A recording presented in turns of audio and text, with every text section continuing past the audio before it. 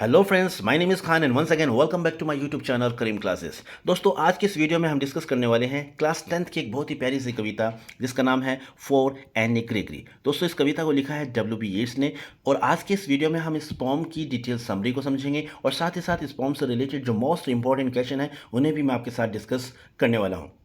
तो निश्चित रूप से आज का ये वीडियो आपके लिए काफ़ी हेल्पफुल और काफ़ी इन्फॉर्मेटिव होने वाला है। तो चलिए, without wasting any time, let's get into this video और देख लेते हैं सबसे पहले इस पॉम की समरी क्या है और इसके बाद में वो सभी इंपॉर्टेंट क्वेश्चन हैं उनके बारे में भी डिस्कस करेंगे।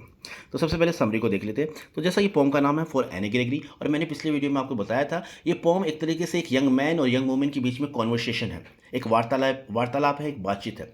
और यंग मैन यहाँ पर पोइट हैं और यंग वुमेन जो है वो एनी ग्रेगरी खुद है। तो दोनों के बीच में एक वार्तालाप है और जिसमें एक तरीके से ह्यूमन नेचर को या यूँ कहिए कि ज़माने की हकीकत को बहुत ही खूबसूरत अंदाज में बयान करने की कोशिश की गई। तो चलिए सबसे पहले समरी देख लेते हैं। तो जैसा कि पोएम में बताया गया है, the poem is basically a conversation between the poet and the young girl named any Gregory. यानी ये जो कविता है एक तरीके से वार्तालाप है, एक कॉन्वर्सेशन है। किनके बीच में? एक पोइट के बीच में, एक यंग मैन के बीच में और एक यंग गर्ल के बीच में। यंग गर्ल जो कि यहाँ पर एनी ग्रेगरी खुद है। ठीक है। The poet says to Annie Gregory that she has such beautiful golden hair that anyone will fall in love with her. अब पोइट कहता है, एनी ग्रेगरी को पोइट कहता है कि तुम्हारे जो बाल हैं, तुम्हारे बाल बहुत सुंदर हैं, बहुत खूबसूरत हैं और कोई भी तुम्हारे बालों को देखकर तुमसे प्रेम कर सकता है। यानी तुम्हारी बाहरी सुंदरता जो है, बाहरी सुंदरता को देखकर कोई भी इंसान तुमसे प्रेम कर सकता है। They fall on her ears and seem like protecting them in the similar way as a boundary wall ramparts protects the fort। और वो कहता है, यानी यहाँ पर बालों को देखकर पोइट जो है वो कह रहा है कि तुम्हारे जो बाल हैं वो तुम्हारे कानों को इस तरीके से घेरे हुए हैं जिस तरीके से महलों के चारों तरफ ऊंची ऊंची दीवारें होती हैं, जिसे इंग्लिश में रैम्पार्ट्स कहते हैं। वो ऊंची ऊंची दीवारें उन महलों को प्रोटेक्ट करती हैं, सुरक्षित रखती हैं, छिपाए रखती हैं। उसी तरीके से तुम्हारे जो बाल हैं, तुम्हारे जो सुंदर बाल हैं, इन्होंने तुम्हारे कानों को छिपा कर रखा है। यहाँ पर बाल जो है वो एक तरह से बाहरी सुंदरता है और जो कान है वो एक तरह से आंतरिक सुंदरता है। यानी एक तरीके से कंपैरिजन किया गया है। तो एक तरह से मेटाफर लिटरेरी डिवाइस का यूज यहाँ पर किया गया है। तो पोइट कहता है कि तुम्हारी जो बाहरी सुंदरता है, तुम्हारे जो बाल हैं, उन्होंने तुम्हारी आंतरिक सुंदरता को यानी तुम्हारे कानों को छिपा कर रखा हुआ है। Her hair symbolizes the outer beauty that prevents anyone from looking inside the soul। यानी तुम्हारे बाल, यानी तुम्हारे जो बाल जो हैं वो एक प्रतीक हैं। किस चीज़ के प्रतीक है? तुम्हारी बाहरी सुंदरता के प्रतीक हैं और उन्होंने तुम्हारी आंतरिक सुंदरता को छिपा दिया है। यानी यहाँ पर कान का मतलब है आंतरिक सुंदरता से। ठीक है। तो तुम्हारी आंतरिक सुंदरता को तुम्हारी बाहरी सुंदरता ने यानी तुम्हारे बालों ने छिपा दिया है। Any man gets easily attracted to her and does not look into Annie's character and real nature beyond the beauty। अब पोइट कहता है कि कोई भी आदमी जो भी तुम्हें पहली बार देखेगा वो सिर्फ और सिर्फ तुम्हारी बाहरी सुंदरता से तुम्हारी तरफ आकर्षित होगा। वो तुम्हारी आंतरिक सुंदरता को, तुम्हारे गुणों को, तुम्हारी सोच को नहीं देख पाएगा। यानी तुम्हारी आंतरिक सुंदरता से परे वो तुम्हारी बाहरी सुंदरता को देखेगा और तुम्हारी बाहरी सुंदरता के कारण ही तुम्हारी तरफ आकर्षित होगा। आगे पोइट कहता है, That's why the poet feels that no one can love Annie for her real nature without her outward beauty। इसलिए पोइट कहता है, पोइट महसूस करता है कि कोई भी इंसान तुम्हें तुम्हारी आंतरिक गुणों के कारण प्रेम नहीं करेगा। अगर वो तुमसे प्रेम करेगा तो सिर्फ और सिर्फ तुम्हारे बाहरी गुणों के कारण, तुम्हारी बाहरी सुंदरता के कारण, तुम्हारी फिजिकल ब्यूटी के कारण वो तुम्हें प्रेम करेगा। One can only love her for golden hair and physical beauty. यानी कोई भी तुमसे प्रेम करेगा तो वो तुम्हारे सुनहरे बाल, सुंदर बाल, यानी तुम्हारी जो बाहरी सुंदरता है, तुम्हारी जो फिजिकल ब्यूटी है, इस फिजिकल ब्यूटी के कारण, इस बाहरी सुंदरता के कारण ही तुम्हें प्रेम करेगा। आंतरिक गुणों से उसे कोई लेना देना नहीं है। अब सेकेंड स्टैंजा में जो एनी ग्रेगरी है वो पोइट का जवाब देती है। क्या जवाब देती है? In the answer of this statement, यानी जो स्टेटमेंट पोइट ने कहा फर्स्ट स्टैंजा के अंदर, उसका जवाब देते हुए एनी ग्रेगरी कहती है, Annie says to the poet that she can change her hair colour.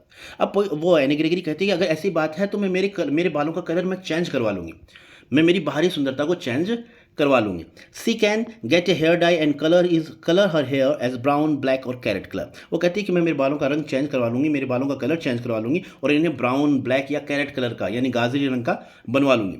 यहाँ पर जो एनी ग्रेगरी है उसके कहने का मतलब है, she means that the outer beauty is temporary, it can change at any time. यानी वो कहती है कि जो बाहरी सुंदरता है वो परमानेंट नहीं है, वो एक तरीके से टेम्परेरी है, अस्थायी है और उसे चेंज किया जा सकता है। और अगर ऐसी कोई बात है, अगर कोई इंसान मेरी सिर्फ बाहरी सुंदरता के कारण आकर्षित होता है तो मैं क्या करूंगी, मैं मेरी बाहरी सुंदरता को यानी मेरे बालों का कलर मैं चेंज करवा लूंगी, फिर मैं देखूंगी कि वो मुझसे प्रेम करता है या मेरी आंतरिक सुंदरता से। So the man who love her will see her actual nature behind the beauty. इसलिए जो भी आदमी मुझसे प्रेम करेगा वो मेरी एक्चुअल ब्यूटी को यानी मेरी आंतरिक सुंदरता को देखेगा, न कि मेरी बाहरी सुंदरता को।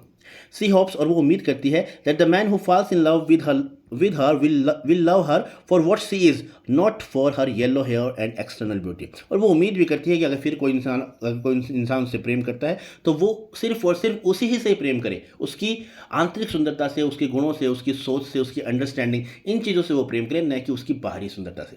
तो सेकंड स्टेंजा में इस तरीके से जो एने ग्रेगरी है वो अपना पक्ष रखती है।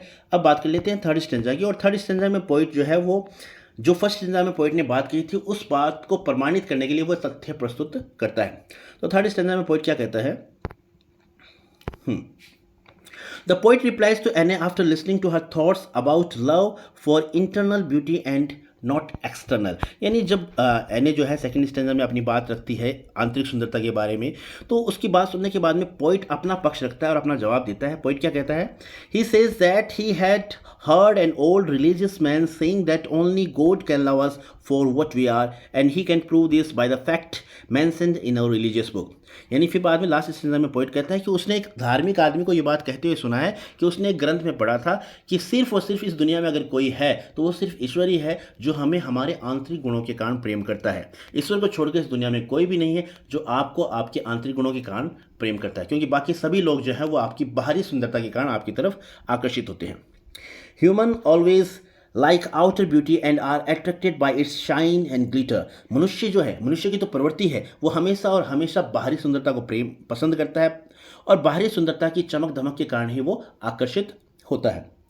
They do not have a deep understanding to look into the soul of a person. यानी व्यक्ति के अंतरतम में झांकने की या व्यक्ति के आंतरिक गुणों को पहचानने की उसके अंदर समझ नहीं होती। यानी इंसानों में दूसरे व्यक्ति के आंतरिक गुणों को पहचानने की या अंतरतम में झांकने की समझ जो है वो नहीं होती है।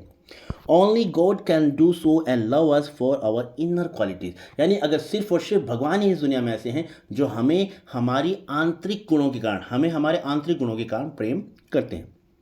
तो इस तरीके से थर्ड स्टेंजा में पोइट ने अपने बात के पक्ष में प्रमाण प्रस्तुत किए हैं।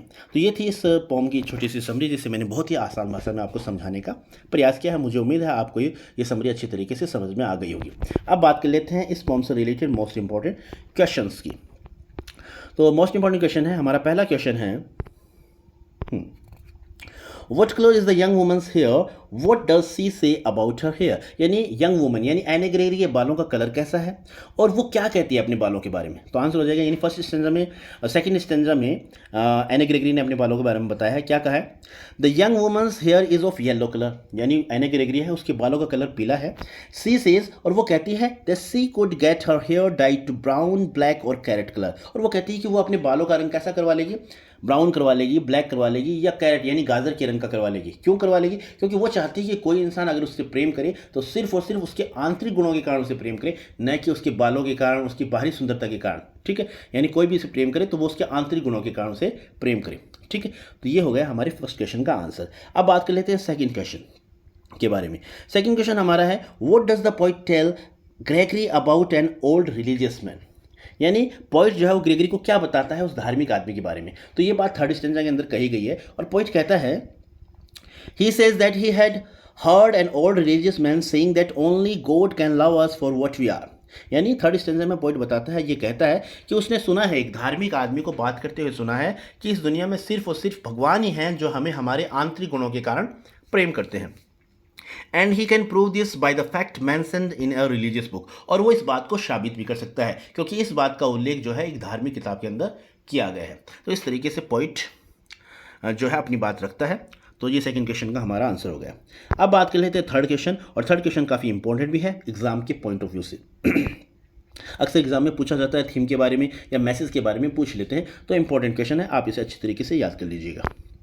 हमारा थर्ड क्वेश्चन है, what is the theme of the poem and what message does the poet want to give through this poem. यानी थीम क्या है इस कविता की और क्या संदेश देना चाहता है कवि इस कविता के माध्यम से।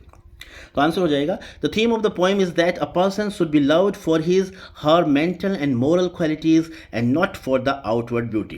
यानी इस पोएम की कविता की थीम यही है कि एक इंसान को अगर प्रेम किया जाए तो सिर्फ और सिर्फ उसके मन मस्तिष्क के गुणों के आधार पर, उसकी आंतरिक सुंदरता के आधार पर उसे प्रेम किया जाए, न कि उसकी बाहरी सुंदरता के आधार पर।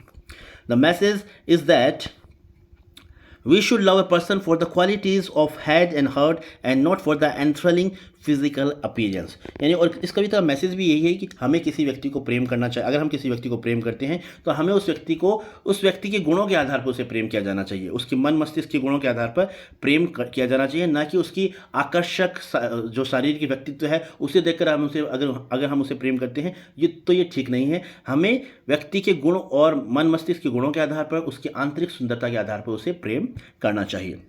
और लास्ट में पॉइंट ये बताता है, ये बात कहता है only God can do so and love us for our inner qualities. और बाद में लास्ट में पॉइंट ये बात भी कहता है कि भगवान जो इस दुनिया में सिर्फ और सिर्फ भगवान ही है जो हमें हमारी आंतरिक सुंदरता के कारण प्रेम करते हैं। भगवान के अलावा और कोई भी नहीं है जो किसी की आंतरिक सुंदरता के कारण प्रेम करें। तो इस तरीके से ये 3 क्वेश्चंस थे, इंपॉर्टेंट क्वेश्चन है जिन्हें मैंने काफ़ी आसान भाषा में आपको समझाने का प्रयास किया है।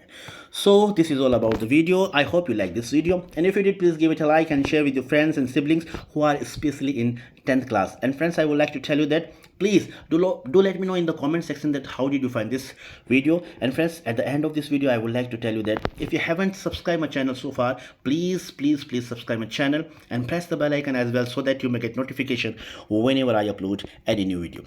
So thank you so much for watching this video till the very end. See you soon in next video. Till then, take care of yourself, keep watching, keep growing, keep smiling, keep learning, and once again thank you. Have a nice day.